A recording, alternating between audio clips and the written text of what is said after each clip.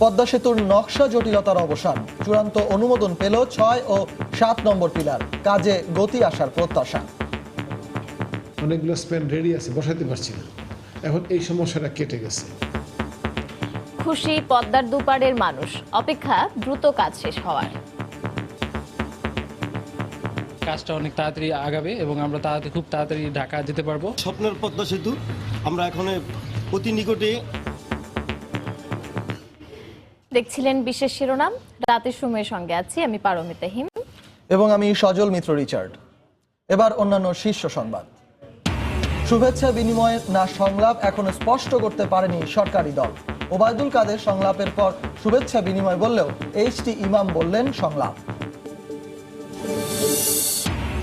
সংলাপের নামে দ্বিমুখী আচরণ করছে আওয়ামী লীগ, বললেন মির্জা ফখরুল। যে কোনো ধরনের আলোচনার আগে শর্ত জুড়ে দিলেন ক্ষমা চাওয়ার।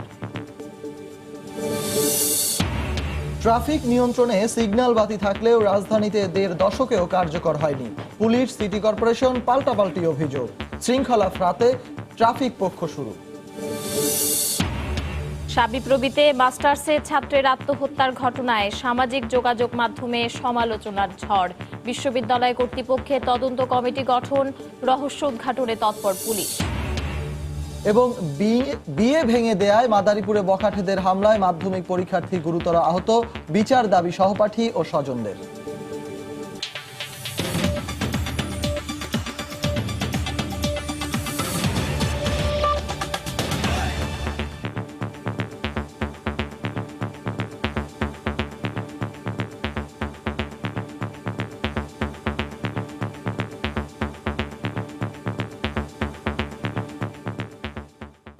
অবশেষে শতভাগ সমাধান হলো পদ্মা সেতুর নকশা জটিলতার। সেতুর ২২টি পিলারের মধ্যে ২০টির সমাধান আগে হলেও আটকে ছিল ৬ ও ৭ নম্বর পিলারের নকশা। আজ এই দুটি পিলারের সংশোধিত নকশাও চূড়ান্ত অনুমোদন দিয়েছে সেতু কর্তৃপক্ষ। এর ফলে কাজে গতি আসার বিষয়ে আশাবাদী প্রকল্প পরিচালক। এহসান জুয়েলের রিপোর্ট। ৪২টি পিলার নিয়ে নির্মিত হচ্ছে দেশের কোটি মানুষের স্বপ্নে লালিত পদ্মা সেতু। সেতু নির্মাণের আনুষ্ঠানিক কাজের সূচনা হয়েছিল মাওয়া প্রান্তে ৬ নম্বর পিলার দিয়ে। তবে সেখানে সৃষ্টি হয় ভয়াবহ জটিলতা। এই অংশে নদীর তলদেশের মাটির গঠনের কারণে কিছুতেই বসানো যাচ্ছিল না পিলার। প্রায় ১২৪ মিটার দৈর্ঘ্যের ৬টি খুঁটি দিয়ে তৈরি করা হচ্ছিল এক একটি পিলার। ওই জটিলতার সমাধান না হওয়ায় দ্রুত কাজ সরিয়ে নেওয়া হয় জাজিরা প্রান্তে। সেখানে নদীর তলদেশের মাটিতে সমস্যা না থাকায় একের পর এক বসানো হয় পিলার ও স্প্যান। একই সঙ্গে কাজ চলে মাওয়া প্রান্তের নকশা জটিলতা সমাধানের। দেশি বিদেশি ৬টি প্রতিষ্ঠান প্রায় ১ বছর ধরে এই কাজ চালিয়ে শুরুতে এক একটি পিলারে ৬টি জায়গায় ৭টি করে খুঁটি বসিয়ে সমস্যা সমাধানের চেষ্টা করা হয়। এ পদ্ধতিতে কয়েকটি পিলারে কাজ হলেও কিছু কিছু পিলারে যোগ করা হয় বিশ্বে প্রথমবারের মতো স্টিলের পাইলে ট্যাম্প প্রযুক্তি। এভাবেই চলে সমাধানের চেষ্টা। যখন সবগুলো টেস্ট করা হলো, সবগুলো পিয়ারে দেখা যাচ্ছে যে আমরা প্রায় ২২টা পিয়ারে ভিন্ন রকমের সয়েল পাচ্ছি। তো এটা করতে যাইয়া আমাদেরকে কিছু টেস্ট করতে হলো, লোড টেস্ট, যেটা সময় লাগবে অনেক বেশি। টেস্ট প্যাডগুলো লোড টেস্ট করতে প্রায় বছরখানেক সময় চলে গেছে বেশি। এই বছরের শেষের দিকে এসে আমরা সিদ্ধান্ত নিতে পারলাম যে ওটার রিডিজাইন করা হলো, এই কয়েকটা পিয়ারে রিডিজাইন করা হয়েছে। তবে এত সব চেষ্টায়ও কাজ হয়নি ৬ ও ৭ নম্বর পিলারে। এখন সংশোধিত নকশায় সেখানে প্রতিটি পিলারে ১০৪ মিটার দৈর্ঘ্যের ৭টি করে খুঁটি বসানো হবে। এই ৭টির মধ্যে ৩টি খুঁটি সাধারণভাবে এবং ৪টি খুঁটি বসানো হবে স্কিন গ্রাউটিং করে। বাকি কাজ তাই দ্রুত শেষ হবে বলে আশাবাদী প্রকল্প পরিচালক। মেটেরিয়াল, ইকুইপমেন্ট, ম্যান পাওয়ার বাড়িয়ে আমাদের প্রোগ্রেসটাকে আরও ভালো করা যায়। এতদিন যে সমস্যাগুলো ছিল, আমরা অনেকগুলো স্প্যান রেডি আছে, বসাতে পারছি না, এখন এই সমস্যাটা কেটে গেছে। মাওয়া প্রান্তে নকশার সমাধান হলেও এ প্রান্তে স্প্যান দেখতে হলে অপেক্ষা করতে হবে আরও বেশ কয়েক মাস। পদ্মা সেতুর কাজে গলার কাটা হয়েছিল ৬ ও ৭ নম্বর পিলারটি। নকশা সংশোধনের ফলে তার অবসান হয়েছে। নতুন করে কোনো জটিলতা তৈরি না হলে বলা যেতে পারে পদ্মা সেতুর কাজে আপাতত কোনো সমস্যাই নেই। তাই আশা করা যেতে পারে আগামী কিছুদিনের মধ্যে একটির পর একটি নতুন নতুন পিলার উঠবে আর সেখানে দৃশ্যমান করা সম্ভব হবে নতুন নতুন স্প্যান। এহসান জুয়েল, সময় সংবাদ, মাওয়া, মুন্সিগঞ্জ। এদিকে পদ্মা সেতুর নকশা জটিলতা কেটে যাওয়ায় খুশি পদ্মার দুপারের মানুষ। এখন সেতুর কাজ দ্রুত শেষ হওয়ার অপেক্ষায় তারা। সব ঝামেলা কাটে গেছে, পদ্মা সেতু তাড়াতাড়ি হয়ে যাবে, দ্রুত গতিতে কাজ শেষ হয়ে যাবে। পুরো ওকে হয়ে গেছে গা। এখন আমাদের স্বপ্নের পদ্মা সেতু আমরা এখন অতি নিকটে। আশা করি এতে কাজটা অনেক তাড়াতাড়ি আগাবে এবং আমরা খুব তাড়াতাড়ি ঢাকা যেতে পারবো। এতে আমরা অনেক খুব খুশি। দক্ষিণবঙ্গের মানুষ খুব উপকৃত হবে এবং বাণিজ্যিকভাবে আমরা সচ্ছল হব। তাড়াতাড়ি হবে পদ্মা সেতু, আর বিলম্ব হবে না, দেরি হবে না। এখন আমাদের ব্রিজ খুব তাড়াতাড়ি হয়ে যাবে ইনশাল্লাহ, আমরা স্বপ্নের ব্রিজ দেখতে পারবো, এটি আমাদের প্রত্যাশা। এবার অন্য প্রসঙ্গ, রাজনৈতিক দলগুলোর সঙ্গে প্রধানমন্ত্রী আবারও সংলাপে বসবেন নাকি গণভবনে শুধুই শুভেচ্ছা বিনিময় হবে, এ বিষয়টি এখনো স্পষ্ট করতে পারেনি সরকারি দল। সংলাপ প্রসঙ্গে আজ ভিন্ন ভিন্ন বক্তব্য দিয়েছেন দলের সাধারণ সম্পাদক ওবায়দুল কাদের ও প্রধানমন্ত্রীর রাজনৈতিক উপদেষ্টা এইচ.টি. ইমাম। দলগুলোর সঙ্গে সংলাপ অনুষ্ঠিত হবে এমনটা এইচ.টি. ইমাম স্পষ্ট করলেও ওবায়দুল কাদের বলছেন সংলাপের খবর মন গড়া। নির্বাচিত মাননীয় সদস্যবৃন্দ, একাদশ জাতীয় সংসদে নির্বাচিত সংসদ সদস্যদের শপথ গ্রহণ ও নতুন মন্ত্রিপরিষদ গঠনের পর রাজনীতির মাঠে গুঞ্জন, আবারও দলগুলোর সঙ্গে সংলাপে বসছেন প্রধানমন্ত্রী শেখ হাসিনা। রোববার দলের এক যৌথ সভায় রাজনৈতিক দলগুলোর সঙ্গে মতবিনিময় সভার ইঙ্গিত দেন ওবায়দুল কাদের। তার একদিন পরে বিষয়টি স্পষ্ট করে তিনি বলেন, সংলাপ নয়, গণভবনে নির্বাচন পরবর্তী শুভেচ্ছা বিনিময় করবেন আওয়ামী লীগ সভাপতি। যাদের সাথে সংলাপ হয়েছে তাদেরকে তিনি আবার আমন্ত্রণ করবেন, তাদেরকে আহ্বান করবেন, নিমন্ত্রণ করবেন, তাদের সাথে কিছু মত বিনিময় করবেন। এই জাতীয় নির্বাচন নিয়ে সংলাপের কোনো প্রয়োজন নেই। দলগুলোকে তিনি গণভবনে আমন্ত্রণ জানাতে চান নির্বাচন পরবর্তী শুভেচ্ছা বিনিময়ের জন্য। মঙ্গলবার ধানমন্ডি ৩২ নম্বরে বঙ্গবন্ধুর প্রতিকৃতিতে শ্রদ্ধা জানানো শেষে প্রধানমন্ত্রীর রাজনৈতিক উপদেষ্টা এইচ.টি. ইমাম জানান, রাজনৈতিক দলগুলোর সঙ্গে সংলাপেই বসছেন প্রধানমন্ত্রী। আমাদের মাননীয় প্রধানমন্ত্রী আবার বলেছেন যে উনি আরেকটি সংলাপ করবেন। সেই সংলাপে সকল পার্টি যারা এর আগের সংলাপে অংশগ্রহণ করেছিলেন তাদেরকেও উনি আমন্ত্রণ করেছেন। আমন্ত্রণ জানানো। এর কিছুক্ষণ পরে মহানগর উত্তর আওয়ামী লীগ আয়োজিত এক বর্ধিত সভায় ওবায়দুল কাদের বলেন, সংলাপের বিষয়টি সাংবাদিকদের মন গড়া। প্লিজ, আমি সাংবাদিক বন্ধুদের কাছে বলবো, প্রধানমন্ত্রী একবারও সংলাপের কথা বলেন। আমি বলেছি আমন্ত্রণ জানাবেন, আমি তো সংলাপের কথা বলি। বেলায়েত হোসাইন, সময় সংবাদ, ঢাকা। এদিকে সংলাপের নামে আওয়ামী লীগ দ্বিমুখী আচরণ করছে বলে মন্তব্য করেছেন বিএনপি মহাসচিব মির্জা ফখরুল ইসলাম আলমগীর। দুপুরে ঢাকা মেডিকেল কলেজ হাসপাতালে যুবদলের আহত এক নেতাকে দেখতে গিয়ে সাংবাদিকদের একথা বলেন তিনি। এ সময় মির্জা ফখরুল আরও বলেন, যে কোনো আলোচনার আগে ওবায়দুল কাদেরকে জনগণের কাছে ক্ষমা চাইতে হবে। ব্লুপ্রিন্ট করেছিল যে কেউ জানবে না, তা ফাঁকা মাঠে ঠিকই গোল দিয়ে দেবে। নির্বাচনকে পক্ষে নেওয়ার জন্য যত রকমের কৌশল দরকার তা নিয়েছে। কাদের সাহেবকে গিয়ে বলেন প্রথমেই জাতির কাছে মাপ চাইতে। জাতির সঙ্গে যে ভয়াবহ একটা মিথ্যাচার তারা করেছেন, সেই মিথ্যাচারটার জন্য তারপর অন্যান্য জাতি, দল, মৎস্যকরের সঙ্গে আলোচনা করার একটা পথ তৈরি হবে। হেরে গিয়ে বিএনপি ঐক্যফ্রন্ট নির্বাচন বিতর্কিত করার চক্রান্ত করছে বলে অভিযোগ করেছেন আওয়ামী লীগের যুগ্ম সাধারণ সম্পাদক মাহবুবুল আলম হানিফ। সকালে বঙ্গবন্ধু অ্যাভিনিউয়ে আওয়ামী লীগের কেন্দ্রীয় কার্যালয়ে শ্রমিক লীগ আয়োজিত যৌথ সভায় তিনি একথা বলেন। যুদ্ধাপরাধী, দুর্নীতিবাজ ও সন্ত্রাসীদের নিয়ে মাঠে নামায় নির্বাচনে ঐক্যফ্রন্টের পরাজয় হয়েছে বলেও মন্তব্য করেন তিনি। স্বাধীনতা বিরোধী, যুদ্ধাপরাধী জামাত এবং ৭১-এর মুক্তিযুদ্ধের সময় যে এজেন্ট, বঙ্গবন্ধুর আত্মস্বীকৃত হত্যাকারী, খুনিদের পৃষ্ঠপোষক, সেই দল বিএনপি এবং তার সঙ্গে কিছু জনবিচ্ছিন্ন দলকে নিয়ে ঐক্যফ্রন্ট করে তারা নির্বাচনের মাঠে নিয়েছিলেন, যার কারণে বিএনপির একটা চরম ভরাডুবি হয়েছে। এখন এই ভরাডুবিকে আড়াল করার জন্য নির্লজ্জ মিথ্যাচারে লিপ্ত হয়েছে। নির্বাচনকে এখন প্রশ্নিত করার জন্য নানান কল্পকাহিনী বানাচ্ছেন। জোটগতভাবে নয়, আগামী উপজেলা নির্বাচনে আওয়ামী লীগ দলগতভাবে অংশ নেবে বলে জানিয়েছেন আওয়ামী লীগের সাধারণ সম্পাদক ওবায়দুল কাদের। সকালে ধানমন্ডিতে ১৯ জানুয়ারির বিজয় সমাবেশ উপলক্ষে আয়োজিত কর্মী সভায় বক্তব্য রাখেন তিনি। উপজেলা নির্বাচন আগামী মাসে নির্বাচন কমিশন শিডিউল ডিক্লেয়ার করবে। উপজেলা নির্বাচন স্থানীয় সরকার নির্বাচন, স্থানীয় সরকার নির্বাচন আমরা দলীয়ভাবে করি। এখানে জোটগতভাবে স্থানীয় সরকার নির্বাচন আমরা কখনো করিনি। এমনকি সিটি কর্পোরেশন নির্বাচনও আমরা দলীয়ভাবে করেছি। একাদশ জাতীয় সংসদে সংরক্ষিত নারী আসনের জন্য আওয়ামী লীগের মনোনয়ন ফর্ম বিক্রি শুরু হয়েছে। সকাল 10টায় ধানমন্ডিতে আওয়ামী লীগ সভাপতির কার্যালয়ে মনোনয়ন ফর্ম বিক্রির উদ্বোধন করেন দলের সাধারণ সম্পাদক ওবায়দুল কাদের। ফর্ম কিনতে সকাল থেকেই ভিড় করেন মনোনয়ন প্রত্যাশীরা। প্রতিটি মনোনয়ন ফর্ম বিক্রি হচ্ছে 30,000 টাকায়। একাদশ জাতীয় সংসদ নির্বাচনে আওয়ামী লীগ 257টি আসনে জয় পেয়েছে। সেই হিসাবে দলটি 50টি সংরক্ষিত নারী আসনের মধ্যে 43টি আসন পাবে।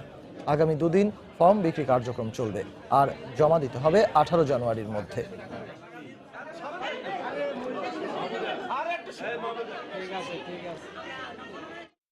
মাননীয় প্রধানমন্ত্রী উনি সবার থেকে বেশি ভালো জানেন যে কাকে কোথায় দিলে কোন কাজটি তারা করতে পারবে। নারীদের অধিকার বাস্তবায়নের জন্য, সম অধিকার বাস্তবায়নের জন্য আমি কাজ করার চেষ্টা করব। তরুণ প্রজন্ম এখন রাজনীতিতে ঢুকছে, রাজনীতিতে আসছে, এই দেশ এখন চেঞ্জ হবেই। নারী বান্ধব সমাজ এবং দুর্নীতিমুক্ত বাংলাদেশ বিনির্মাণে কাজ করব। শেখ হাসিনার হাতকে শক্তিশালী করার জন্যই আমি সালমা এই মনোনয়নপত্রটা কিনলাম। যারা যোগ্য তাদেরকে যদি বাছাই করা হয়, সেখানে আমার কথাটি বিবেচনা করার জন্য আমি বিনীতভাবে অনুরোধ রাখছি। রাতের সময় আরো থাকছে। ব্রাহ্মণবাড়িয়ায় গাছের সঙ্গে ধাক্কা লেগে মাইক্রোবাস দুর্ঘটনায় দম্পতি সহ নিহত 5, 4 জন গুরুতর অবস্থায় হাসপাতালে ভর্তি।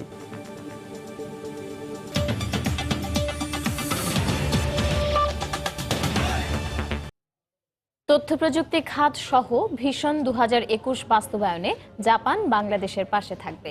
প্রধানমন্ত্রী শেখ হাসিনার সঙ্গে সৌজন্য সাক্ষাতে একথা জানিয়েছেন জাপানের অর্থনৈতিক সংস্কার বিষয়ক মন্ত্রী তোশিমিৎসু মোতেগি। সকালে প্রধানমন্ত্রীর কার্যালয়ে সাক্ষাৎ করেন তিনি।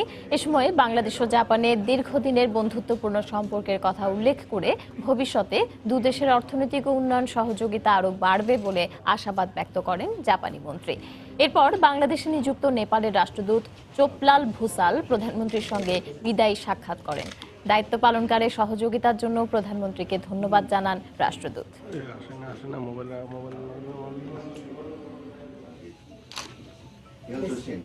প্রধানমন্ত্রীর তথ্য যোগাযোগ প্রযুক্তি বিষয়ক উপদেষ্টা হিসেবে নিয়োগ পেলেন সজীব ওয়াজেদ জয়। মঙ্গলবার এই বিষয়ে প্রজ্ঞাপন জারি করেছে প্রধানমন্ত্রীর কার্যালয়। প্রজ্ঞাপনে বলা হয়েছে, প্রধানমন্ত্রীর নিজ ক্ষমতা বলে সজীব ওয়াজেদ জয়কে তার তথ্য ও যোগাযোগ প্রযুক্তি উপদেষ্টা হিসেবে নিয়োগ দিয়েছেন। সজীব ওয়াজেদ জয় এই দায়িত্ব পালনে প্রধানমন্ত্রীর নির্দেশ ও পরামর্শ অনুযায়ী কাজ করবেন এবং এই নিয়োগ খণ্ডকালীন ও অবৈতনিক। গত রোববার প্রধানমন্ত্রী শেখ হাসিনার 5 জন উপদেষ্টাকে পুনরায় নিয়োগ দিয়ে প্রজ্ঞাপন জারি করে মন্ত্রিপরিষদ বিভাগ।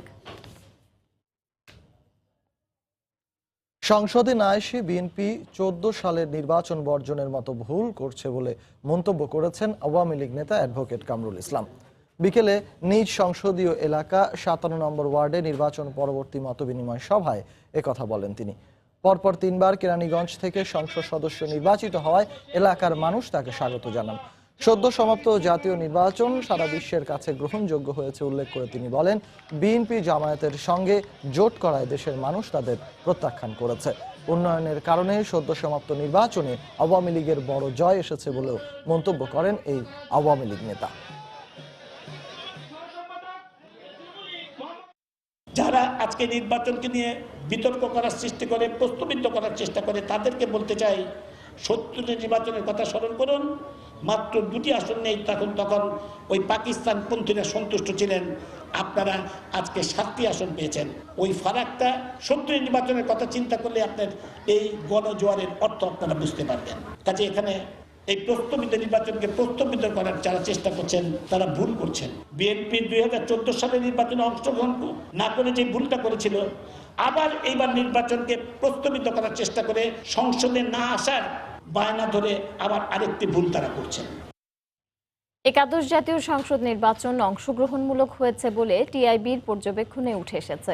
সকালে রাজধানীর ধানমন্ডিতে সংবাদ সম্মেলন করে একাদশ জাতীয় সংসদ নির্বাচন প্রক্রিয়া পর্যালোচনা শীর্ষক প্রতিবেদন প্রকাশ করে সংস্থাটি। তবে নির্বাচন ঘিরে যেসব অভিযোগ উঠেছে সেগুলোর বিচার বিভাগীয় তদন্তের দাবি জানানো হয় সংবাদ সম্মেলনে। যদিও অংশগ্রহণমূলক নির্বাচন হয়েছে এই অর্থে যে সব রাজনৈতিক দল নির্বাচনে অংশগ্রহণ করেছেন, তবে এটিকে আংশিক অংশগ্রহণমূলক বলা যেতে পারে। তার কারণ হচ্ছে যে প্রার্থিতা ছিল সবগুলো দলের, কিন্তু সবগুলো দলের সমান প্রচারণা ছিল না। বিশেষ করে ভোটারদেরও সমান, তাদের অধিকার অনুযায়ী, তাদের প্রত্যাশা অনুযায়ী ভোট দেওয়ার মতো সমান সুযোগ ছিল না। সেই জায়গা থেকে এইটুকুন আমরা বলতে চাই যে যেভাবে এবারকার নির্বাচনটা পরিচালিত হয়েছে সেটার ভিতর প্রচুর ত্রুটি ছিল। আমি আশা করব যে নির্বাচন কমিশন এই ত্রুটিগুলি যে যে অভিযোগ এসেছে কিংবা যে প্রশ্নগুলি এসেছে সেটা গুরুত্ব সহকারে দেখবেন, দেখে সেই ত্রুটিগুলির যাতে পুনরাবৃত্তি না হয় সেটার চেষ্টা করবেন। এদিকে নির্বাচনে কোনো ত্রুটি থাকলে নির্বাচন কমিশন সে ব্যাপারে পদক্ষেপ নেবে বলে জানিয়েছেন আওয়ামী লীগের যুগ্ম সাধারণ সম্পাদক মাহবুবুল আলম হানিফ। টিআইবির বক্তব্যের প্রতিক্রিয়ায় বিকেলে সাংবাদিকদের একথা বলেন তিনি। নির্বাচনের ত্রুটি আছে, ঢালাও এই ধরনের মন্তব্যের কোনো যৌক্তিকতা নেই। আর নির্বাচনের কোনো ত্রুটি ছিল কিনা সেটা নির্বাচন কমিশন ভালো বলতে পারবেন। আমরা মনে করি যে নির্বাচন স্বতঃস্ফূর্তভাবে হয়েছে, জনগণ নির্বাচনে অংশ নিয়েছেন। আগামী নির্বাচন এর চেয়ে আরো ভালোভাবে করা যায় কিনা সেটা নির্বাচন কমিশন ভেবে দেখতে পারেন। আমরা সবসময় চাই জনগণের উৎসবমুখর পরিবেশে, শান্তিপূর্ণ পরিবেশে নির্বাচন হোক, সেটা এবার হয়েছে। দেশের সব অনলাইন পত্রিকা ও টেলিভিশন নীতিমালার আওতায় আনা হবে বলে জানিয়েছেন তথ্যমন্ত্রী ডক্টর হাসান মাহমুদ। সকালে চট্টগ্রাম সার্কিট হাউসে সাংবাদিকদের সঙ্গে মতবিনিময় সভায় তিনি একথা বলেন। দ্রুততম সময়ের মধ্যে সংবাদপত্রের নবম ওয়েজ বোর্ড বাস্তবায়নের আশ্বাস দেন তথ্যমন্ত্রী। বাংলাদেশে শুধু নয়, সমগ্র পৃথিবীতে অনলাইন মিডিয়ার ব্যাপক বিস্তৃতি ঘটেছে। এই বিস্তৃতি বন্ধ করা সঠিক নয়। অনলাইনে যখন রেজিস্ট্রেশনের ব্যবস্থা হবে নীতিমালার ভিত্তিতে, তখন এই যে উই4 অনলাইন এগুলো বন্ধ হয়ে যাবে। অনলাইন টেলিভিশনেরও অনুমোদন নেওয়ার একটা ব্যবস্থা আমরা করব। যত দ্রুত সম্ভব নবম ওয়েজ বোর্ডের বাস্তবায়নের লক্ষ্যে কাজ করব। আলাপ আলোচনার মাধ্যমেই মিয়ানমারের সঙ্গে রোহিঙ্গা সহ সব সমস্যার শান্তিপূর্ণভাবে সমাধান করা হবে বলে জানিয়েছেন পররাষ্ট্রমন্ত্রী এ.কে আব্দুল মোমেন। দুপুরে সিলেটে হজরত শাহজালাল রহমতুল্লাহ আলাইহির মাজার জিয়ারত শেষে সাংবাদিকদের তিনি একথা বলেন। এ সময় রোহিঙ্গা সমস্যার সমাধানে বিশ্ব সম্প্রদায়ের সহযোগিতা কামনা করেন তিনি। এই সমস্যা যদি অনেক দিন দিয়ে রাখা হয় তাহলে এই অঞ্চলে অশান্তি সৃষ্টি হতে পারে। তার ফলে বাংলাদেশ যেমন ক্ষতিগ্রস্ত হবে, মায়ানমারও ক্ষতিগ্রস্ত হবে। একইভাবে আমাদের অন্যান্য প্রতিবেশী রাষ্ট্র, তাদেরও কিন্তু স্বার্থ বিঘ্নিত হবে।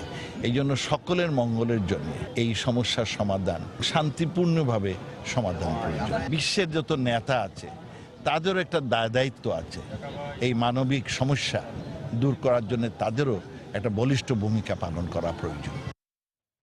রাজধানীতে সড়ক এবং ট্রাফিক ব্যবস্থাপনায় শৃঙ্খলা ফেরাতে আবারও অভিযান শুরু করেছে ঢাকা মেট্রোপলিটন পুলিশ। ট্রাফিক শৃঙ্খলা পক্ষ নামের এই অভিযান চলবে 31শে জানুয়ারি পর্যন্ত।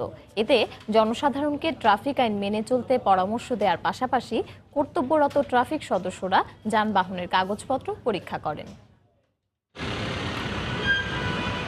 মঙ্গলবার সকাল থেকে শুরু হওয়া ট্রাফিক শৃঙ্খলা পক্ষের অভিযানে রাজধানীর শাহবাগ, বাংলা মোটর, ফার্মগেট, বিজয় সরণি সহ বিভিন্ন এলাকায় কর্তব্যরত ট্রাফিক সদস্যরা যানবাহনের কাগজপত্র পরীক্ষা করেন। এ সময় ট্রাফিক আইন অমান্য করায় মামলা দেওয়া হয় বেশ কয়েকটি গণপরিবহনকে। এছাড়া পথচারীদের জেব্রা ক্রসিং মেনে রাস্তা পারাপার, ফুটপাত এবং ওভারব্রিজ ব্যবহারে উৎসাহিত করা হয়। ট্রাফিক বিভাগকে এ কাজে সহায়তা করে রেড ক্রিসেন্ট, রোভার স্কাউট সহ স্বেচ্ছাসেবী বিভিন্ন সংগঠনের সদস্যরা। আইনগুলো একটু কঠোর হওয়া প্রয়োজন, কারণ আমাদের কিছু আইন আছে যেগুলো খুব ব্যবহার হয় না, এগুলো মানুষকে সচেতন করতে হবে। ট্রাফিক সিগন্যাল মানছে না, জেব্রা ক্রসিং বা ফুট ওভার ব্রিজ ব্যবহার করছে না। আমরা চাচ্ছি যে তারা foot over bridge, zebra crossing ব্যবহার করুক। দুপুরে ট্রাফিক শৃঙ্খলা পক্ষ উদ্বোধন করে স্বরাষ্ট্রমন্ত্রী বলেন, ঢাকাবাসী যাতে ট্রাফিক আইন মেনে চলেন সেজন্য সচেতনতামূলক প্রচারণা চালানো হবে এই কার্যক্রমে। সবাই যেন ট্রাফিক আইনটা মেনে চলেন, সবাই যেন তাদের নিকটস্থ ফুট ওভারব্রিজটা কিংবা আন্ডারপাসটা ইউজ করেন, যত্রতত্র গাড়ি পার্কিং না করেন। এই বিষয়ে ঢাকা মহানগর পুলিশ কমিশনার আসাদুজ্জামান মিয়া জানান, আইন প্রয়োগের পাশাপাশি ট্রাফিক শৃঙ্খলা ফিরিয়ে আনাই হবে ট্রাফিক শৃঙ্খলা পক্ষের মূল উদ্দেশ্য। খুব শীঘ্রই ফুটপাত হকারমুক্ত করতে অভিযান চালানো হবে বলেও জানান তিনি। এবার প্রায় 57টি পয়েন্টে আমরা চেকপোস্ট বসিয়েছি, যার মধ্য দিয়ে আইন প্রয়োগের পাশাপাশি ট্রাফিক শৃঙ্খলা ফিরিয়ে আনা এবং ফিরিয়ে আনার জন্য জনগণকে উদ্বুদ্ধ করা। আজ থেকে শুরু হওয়া আইন শৃঙ্খলা বাহিনীর এই উদ্যোগকে স্বাগত জানিয়েছে সাধারণ মানুষ। শুধু যদি আমরা পুলিশের উপর বা আইন শৃঙ্খলার উপর নির্ভর করে তা হবে না, আমাদেরকে সবাইকে সচেতন হতে হবে। এই উদ্যোগটা যদি কন্টিনিউয়াস প্রসেসে চলতে থাকে, ঢাকা শহরের শৃঙ্খলাটা আরো সুন্দরভাবে ফিরে আসবে।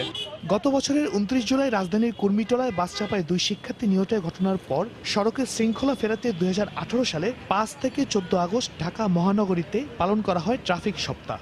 এরপর 5 সেপ্টেম্বর থেকে 30 সেপ্টেম্বর মাসব্যাপী পালন করা হয় ট্রাফিক সচেতনতা মাস।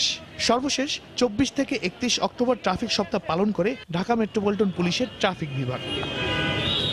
শাহরিয়ার জামান দ্বীপ, সময় সংবাদ, ঢাকা। 1.5 দশকেও বাস্তবায়ন হয়নি সিগন্যাল বাতির সাহায্যে রাজধানী ট্রাফিক নিয়ন্ত্রণ ব্যবস্থা।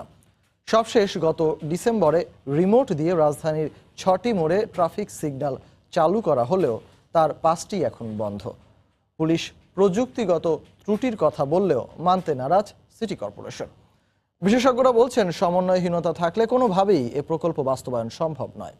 কেফায়েত শাকিলের রিপোর্ট, ছবি তুলেছেন খলিলুর রহমান। রাজধানীর ব্যস্ত সড়কে এভাবেই জীবনের ঝুঁকি নিয়ে দ্রুতগতির গাড়ি চলাচল নিয়ন্ত্রণ করছেন ট্রাফিক পুলিশের সদস্যরা, যেখানে হরহামেশাই ঘটছে ছোট বড় দুর্ঘটনা। অনেক মারাত্মক ঝুঁকি, তারপরও কি করব, অনেক সময় দেখা যায় যে আমরা মাঝখানে দাঁড়িয়ে আছি কিন্তু 2 সাইডে গাড়ি বের হয়ে যাচ্ছে। যদিও গেল বছরের ডিসেম্বরে শাহবাগ, মৎস্য ভবন, কদমফোয়ারা, হোটেল ইন্টারকন্টিনেন্টাল, কার্জন হল ও কাকরাইল মসজিদের মোড়ে রিমোট কন্ট্রোলের মাধ্যমে বাতিতে ট্রাফিক সিগন্যাল নিয়ন্ত্রণের ঘোষণা দিয়েছিল সিটি কর্পোরেশন, কিন্তু সরেজমিনে শাহবাগ ছাড়া অন্য কোনো সিগন্যালেই দেখা মেলেনি তার বাস্তবায়ন। সিগন্যাল বাতি কিন্তু ছাড়া, কিন্তু অথচ কিন্তু আমাকে ওই সিগন্যালটা কিন্তু ছাড়তেছে না, এই যে হাতে নিয়ন্ত্রণ করতেছে। এখন ট্রাফিকে যদি সিগন্যাল দেয় তাহলে যাই। পুলিশের পক্ষ থেকে প্রযুক্তিগত সমস্যার কথা বলা হলেও সিটি কর্পোরেশনের দাবি 6টি মোড়েই রিমোট কন্ট্রোল পদ্ধতির ট্রাফিক সিগন্যাল বাতি স্থাপন করে বুঝিয়ে দেওয়া হয়েছে পুলিশকে। সেগুলো নিয়মিত রক্ষণাবেক্ষণ করা হচ্ছে বলেও জানান তারা। 6টা ইন্টারসেকশনে রিমোট কন্ট্রোল দেওয়া হয়েছে, এগুলো আমরা চেষ্টা করে যাচ্ছি চালানোর জন্য। কিছু ত্রুটি বিচ্যুতি আছে, সেগুলো আমরা সিটি কর্পোরেশনের সাথে নিয়মিত যোগাযোগ করে এগুলো ওভারকাম করার চেষ্টা করে যাচ্ছি। ফিল্ড লেভেলে সেগুলি একাধিকবার আমরা ট্রায়াল বেসিসে কাজ করে যখন এটা সম্পূর্ণভাবে ওকে আছে তখন এটা সিগন্যাল হ্যান্ডওভার করেছি। কমপ্লেন পাওয়ার সঙ্গে সঙ্গে আমরা সেটা মিট আপ করি। সুষ্ঠুভাবে ট্রাফিক সিগন্যাল নিয়ন্ত্রণ করতে হলে পুরো দায়িত্ব ট্রাফিক বিভাগকে দেওয়ার পরামর্শ বিশেষজ্ঞদের। একবার সিগন্যাল চলে আসলে তার টাইমিং যদি পরিবর্তন করতে হয়, তার লাইট যদি কোনোটা ফিউজ হয়ে যায়, এগুলিকে কিন্তু তৎক্ষণাৎ মেনটেন করতে হয় বলেই কিন্তু একটা স্বতন্ত্র ইউনিট থাকতে হয়। কনসালটেন্ট ডিপেন্ডেন্ট কখনো সিগন্যাল হয় না। এর আগে রাজধানীর যানজট নিয়ন্ত্রণে 2002 সালে 25 কোটি টাকা ব্যয়ে 88টি মোড়ে আধুনিক ট্রাফিক সিগন্যাল বাতি বসায় সরকার। রাজধানীর যানজট নিয়ন্ত্রণ ও সড়ক ব্যবস্থায় শৃঙ্খলা আনতে 2002 সালে বসানো হয়েছিল এই ট্রাফিক সিগন্যাল বাতিগুলো, কিন্তু গত 1.5 দশকেও আলোর মুখ দেখেনি প্রকল্পটি। বিশেষজ্ঞরা বলছেন, সমন্বয়হীনতা কাটিয়ে প্রযুক্তিগত সমস্যা সমাধানের মাধ্যমে ট্রাফিক সিগন্যাল বাতিগুলো চালু করা গেলে নিয়ন্ত্রণ আসবে রাজধানীর সড়কে। কেফায়েত শাকিল, সময় সংবাদ, ঢাকা। সিলেটের শাহজালাল বিজ্ঞান ও প্রযুক্তি বিশ্ববিদ্যালয়ের শিক্ষার্থী তাইফুর রহমান প্রতীকের মৃত্যুর ঘটনা তদন্তে 3 সদস্যের কমিটি গঠন করা হয়েছে। রহস্য উদ্ঘাটনে তৎপরতা শুরু করেছে পুলিশও। এদিকে ময়না তদন্ত শেষে প্রতীকের লাশ পরিবারের কাছে হস্তান্তর করা হয়েছে। সিলেট নগরীর কাজলশাহ এলাকার একটি বাসা থেকে সোমবার শাহজালাল বিজ্ঞান ও প্রযুক্তি বিশ্ববিদ্যালয়ের শিক্ষার্থী তাইফুর রহমান প্রতীকের ঝুলন্ত লাশ উদ্ধার করা হয়। এরপর থেকে সামাজিক যোগাযোগ মাধ্যমে তার মৃত্যু নিয়ে শুরু হয় নানা গুঞ্জন। শিক্ষকদের রাজনীতির শিকার হয়েই আত্মহননের পথ বেছে নিয়েছেন অনার্সে প্রথম শ্রেণীতে প্রথম হওয়া প্রতীক, এমন অভিযোগ তোলেন অনেকে। পরিবারের বরাতে ওই অভিযোগ প্রকাশ হয় গণমাধ্যমেও। মঙ্গলবার তদন্ত কমিটি গঠনের সিদ্ধান্ত নেয় বিশ্ববিদ্যালয় প্রশাসন। অধ্যাপক ডক্টর বিলাল উদ্দিনের নেতৃত্বাধীন 3 সদস্যের কমিটির প্রতিবেদনের পরই ব্যবস্থা নেওয়ার কথা জানান উপাচার্য। আর তাতে আস্থা রাখছেন প্রতীকের বাবাও। আমরা বিশ্ববিদ্যালয় পরিবার সবাই খুব মর্মাহত, আর পুরো জিনিসটা নিয়ে আমরা একটা তদন্ত কমিটি করেছি, উচ্চ সক্ষমতা সম্পন্ন, তারা খুব গুরুত্ব সহকারে ব্যাপারটা দেখবেন। আমি আন্তাজে কাউকে ব্লেম করতে রাজি না। এখনও তদন্ত কমিটি ডিসি সাহেব করেছেন, ওনারা দেখবেন, এটা আশ্বাস দিয়েছেন।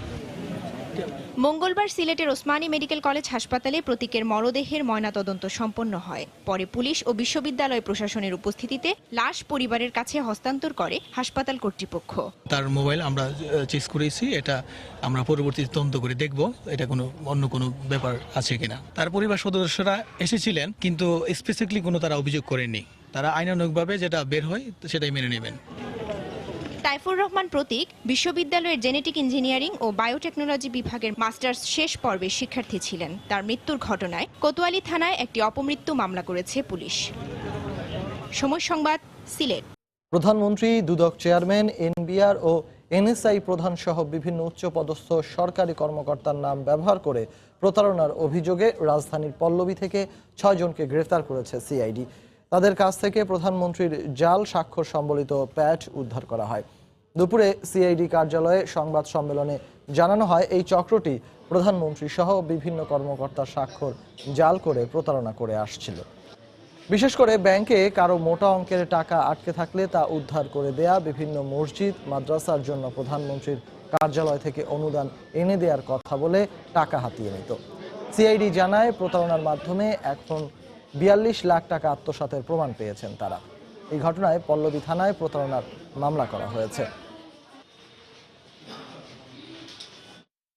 আমরা তাদের ধরেছি এভাবে, যারা ভিকটিম তাদের আরও টাকা দেওয়ার কথা ছিল ওই দিন। তখন আমাদের টিম তারাও সম্ভাব্য ভিকটিম হতে চায়, এরকমভাবে এই প্রতারক চক্রের সঙ্গে যোগাযোগ করে তারপরে তাদের ধরেছে। এবং আমরা সেই ভিডিও জব্দ করেছি, যে ভিডিওতে এই প্রতারক হেলাল বলছে যে মানে প্রধানমন্ত্রীর বিরুদ্ধে কথা বলছেন, এমনভাবে সে কথা বলেছে যেন মনে হয়েছে যে সে প্রধানমন্ত্রীর খুবই কাছের লোক। এভাবে সে প্রধানমন্ত্রীর সম্মান মর্যাদা হানি করার কাজেও লিপ্ত ছিল। ঢাকা কাস্টম হাউসে পণ্য খালাসে কাস্টম এজেন্টরা নানা অনিয়ম ও হয়রানির অভিযোগ তুললেও অস্বীকার করেছে কাস্টমস কর্তৃপক্ষ। উল্টো এজেন্টদের ওপর শুল্ক ফাঁকি দেওয়ার দায় চাপিয়েছেন তারা।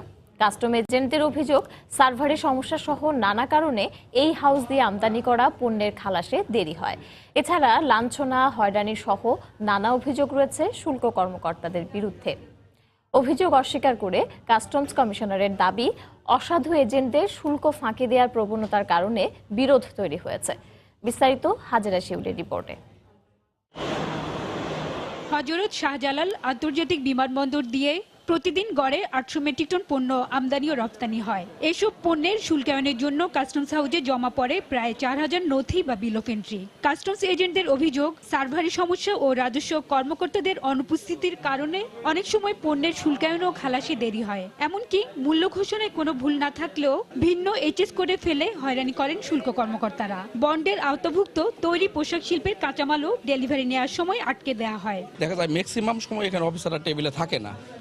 2-4 জন যাও থাকে, তাদের সামনে যখন টেবিলটা দেই, এ বলে উনি করবে, উনি বলে উনি করবে। এরপরে যখন নাম দেখা হয়, কেউ বলে সার্ভার নাই, কেউ বলে তাদের পাসওয়ার্ডে ঢুকবেই না। গার্মেন্টসের পণ্যগুলো ওনারা গেটের মধ্যে খুবই হ্যাস্ত করে আমাদেরকে। মাল একটা হলে এইচএস করে আরেকটার কথা বলে, সঠিকটা দিলে অন্যটার কথা বলে, বিভিন্ন পথ অবলম্বন করতে চায়। শুল্ক ব্যবস্থাপনা এসব হয়রানির প্রতিকার চেয়ে কমিশনারের কাছে বিভিন্ন প্রস্তাব দেওয়া হয়েছে বলে জানান কাস্টমস এজেন্ট অ্যাসোসিয়েশনের সাধারণ সম্পাদক। অফিসারদের ভিতরেও কিছু সমস্যা আছে, আমাদের ভিতরেও হয়তো কিছু নাই, সেটাও বলবো না।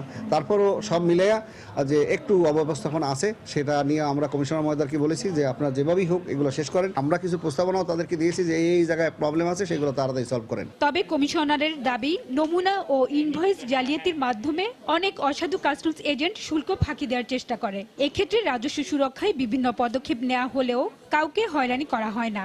ঢাকা কাস্টম হাউস 24/7 খোলা, শুক্র শনিবারেও আমরা খোলা রাখি এবং ট্রেডকে ফ্যাসিলিটেট করার জন্যই আমরা এখানে কাজ করি। সঠিক এইচএস করে শুল্কায়ন করা, এটাও আমাদের দায়িত্ব। ইনভয়েস যেটা অরিজিনাল ইনভয়েস, সেটাকে ফেক ইনভয়েস হিসেবে করা হয়, তো সেখানে তো ডিউটি কমে যায়। তো এই জিনিসগুলো তো আমাদেরকে দেখতে হবে। সোমবার একজন কাস্টমস এজেন্টকে যুগ্ম কমিশনারের শারীরিকভাবে লাঞ্ছিত করার অভিযোগ তুলে ঢাকা কাস্টমস হাউজের কমিশনার কার্যালয়ে ভাঙচুর ও বিক্ষোভ করেন সিএনএফ এজেন্টরা। এ সময় পণ্য খালাসে হয়রানি দূর করা, খালাস পর্যায়ে বারবার পণ্যের কার্টন না খোলা, অল্প সময়ে সেবা প্রাপ্তি সহ 10 দফা দাবি উপস্থাপন করেন বিক্ষোভকারীরা। হাজারে শিউলি, সময় সংবাদ, ঢাকা। মাদারীপুরে বিয়ে ভেঙে দেয়ায় এক মাধ্যমিক পরীক্ষার্থীকে কুপিয়ে জখম করেছে বখাটেরা। গুরুতর আহত অবস্থায় তাকে হাসপাতালে ভর্তি করা হয়েছে। এই ঘটনায় জড়িতদের কঠোর শাস্তির দাবি জানিয়েছেন স্বজন ও সহপাঠীরা। অভিযোগ খতিয়ে দেখে ব্যবস্থা নেওয়ার আশ্বাস দিয়েছে পুলিশ। প্রেমের প্রস্তাব প্রত্যাখ্যান করায় হামলার শিকার হয়ে হাসপাতালে কাতরাচ্ছে মাদারীপুরের এই শিক্ষার্থী। পুলিশ জানায় 1 বছর আগে কালকিনি উপজেলার সাহেবরামপুর এলাকার রোমন আকনের সঙ্গে বিয়ে ঠিক হয় ওই শিক্ষার্থীর, কিন্তু পারিবারিক কারণে বিয়ে ভেঙে যাওয়ার পর বিষয়টি মেনে নিতে পারেনি রোমনের ছোট ভাই শামুন। তখন থেকেই স্কুলে যাওয়ার পথে প্রায়ই ওই ছাত্রীকে উত্ত্যক্ত করার পাশাপাশি প্রেমের প্রস্তাব দিয়ে আসছিল শামুন, কিন্তু এতে রাজি না হওয়ায় আরও ক্ষিপ্ত হয়ে ওঠে সে। এরই ধারাবাহিকতায় মঙ্গলবার সকালে স্কুলে যাওয়ার পথে ছাত্রীর ওপর দলবল নিয়ে হামলা চালায় শামুন। এ সময় ধারালো অস্ত্র দিয়ে মাথায় ও পেটে আঘাত করে পালিয়ে যায় তারা। আহত অবস্থায় তাকে উদ্ধার করে উপজেলা স্বাস্থ্য কমপ্লেক্সে ভর্তি করেন স্থানীয়রা। মাথার যখন বাড়ি দিছি, বাড়িতে চাচার সামনে আগাইতেছে, চাচারে কয় এদিকে আগাবি না, এদিকে আগাবি না, এদিকে আগাবি না, হ্যাঁ কয়। হে আবার করছি কি ওখান মানুষ বলেন যে তোরা কেটা কমে আসো, একটা মেয়েরে মারিয়া লাগতেছে। হয়তো কোনো ভারী কিছু দিয়ে ওর মাথায় আঘাত করা হয়েছে, মেবি ওরকম একটা আমরা আঘাত পেয়েছি। ওখানে আমাদের সেলাই লেগেছে, আর মুখে ম্যাক্সিলারি বোনের পাশে ওখানে একটু অ্যাব্রেশন আছে। এই ঘটনার তীব্র প্রতিবাদ জানিয়ে সুষ্ঠু বিচার দাবি করেছেন আহত শিক্ষার্থীর সহপাঠীরা। তার যে এরকম নৃশংসভাবে যে এরকম করছে তার বিচার চাই। কঠিন থেকে কঠিনতম শাস্তি হয়, যাতে আর কোনো ছেলে এইসব দেখে দেন আর কিছু না করতে পারে। বিষয়টি খতিয়ে দেখে ব্যবস্থা নেওয়ার আশ্বাস দিয়েছে পুলিশ। লিখিত বিষয়ে মামলা দিলে আমরা প্রয়োজনীয় আইনগত ব্যবস্থা নিতে পারবো। যারা এই ঘটনার সাথে জড়িত তাদেরকে আমরা আইনের আওতায় আনতে পারবো। আহত শিক্ষার্থী কালকিনি পাইলট বালিকা উচ্চ বিদ্যালয়ে এ বছরের মাধ্যমিক পরীক্ষার্থী। সময় সংবাদ, মাদারীপুর। ব্রাহ্মণবাড়িয়ায় গাছের সঙ্গে ধাক্কা লেগে বরযাত্রীবাহী মাইক্রোবাস দুর্ঘটনায় 5 জন নিহত হয়েছেন। এই ঘটনায় আহত হয়েছেন আরো 4 জন। দুপুরে ঢাকা সিলেট মহাসড়কের বিজয়নগর উপজেলার বীরপাশায় এ দুর্ঘটনা ঘটে। ইসলামপুর পুলিশ ফাঁড়ির পরিদর্শক জানান, ব্রাহ্মণবাড়িয়া থেকে সিলেটগামী একটি মাইক্রোবাস বিজয়নগর উপজেলার বীরপাশায় পৌঁছালে চালক নিয়ন্ত্রণ হারিয়ে ফেলেন। এ সময় মাইক্রোবাসটি সড়কের পাশে গাছের সঙ্গে সজোরে ধাক্কা খায়। এতে ঘটনাস্থলেই এক দম্পতি সহ 5 জন মারা যান। গুরুতর আহত হন মাইক্রোবাসে থাকা অপর 4 জন। আহতদের হবিগঞ্জের মাধবপুর উপজেলা স্বাস্থ্য কমপ্লেক্সে পাঠানো হয়।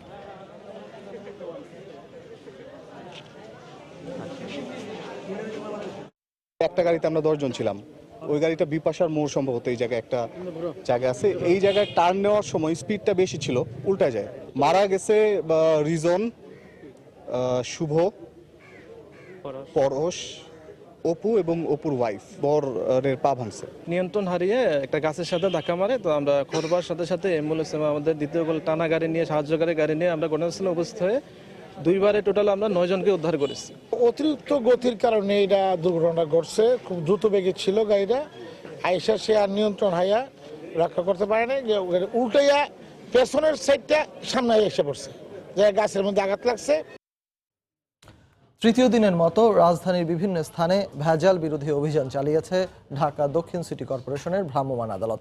পচা বাসি খাবার রাখা, অস্বাস্থ্যকর উপায়ে খাবার তৈরি ও পরিবেশন সহ বিভিন্ন অনিয়মের অভিযোগে বিভিন্ন স্থানে 9 জনকে কারাদণ্ড দেওয়া হয়। এছাড়া বিভিন্ন প্রতিষ্ঠানকে জরিমানা করা হয়েছে মোট 5,59,000 টাকা। কোথাও কয়েকদিনের বাসি খাবার ফ্রিজে কাঁচা মাংসের সঙ্গে রাখা হচ্ছে রান্না করা মাংস, আবার কোথাও রান্নাঘরে অস্বাস্থ্যকর পরিবেশ। রাজধানীতে ঢাকা দক্ষিণ সিটি কর্পোরেশনের ভ্রাম্যমাণ আদালতের ভেজাল বিরোধী অভিযানের তৃতীয় দিনে চোখে পড়েছে এমন চিত্র। প্রায় সব দোকানেই দেখা যাচ্ছে নানা অনিয়ম। আর এসব অনিয়মের দায়ে রাজধানীর গুলিস্তান এলাকায় 5 হোটেলের মালিক কর্মকর্তাদের 3 থেকে 7 দিনের, ফকিরাবুল এলাকায় একজনকে দেওয়া হয় 3 দিনের কারাদণ্ড।